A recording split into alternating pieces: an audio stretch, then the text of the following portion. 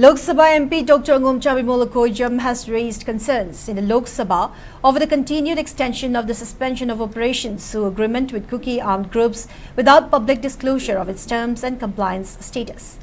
In a notice under Rule 377, MP Dr. Bimol Akoijam referred to the allegation made by Manipur Deputy Chief Minister Lucy Diko regarding the alleged involvement of the KNFP, a group under the Sioux framework, and the abduction and killing of 6 Liangmai civilians.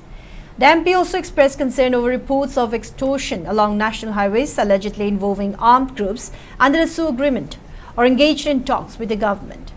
Further, MP Bimol urged Union Home Minister Amit Shah to place the current Sioux agreement and its compliance status in the public domain and review its continuation, including possible abrogation in cases where violations are established.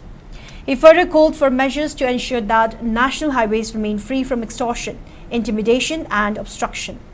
On the other hand, MP Bimol Akoijam has also written to Lok Speaker seeking reconsideration of the decision declining the admission of unstarred question number 118125, which was addressed to Ministry of Home Affairs regarding the National Register of Citizens (NRC) in Manipur. In the letter, MP Bimol Akoijam maintained that the question was declined on the ground that it seeks information on matters of past history.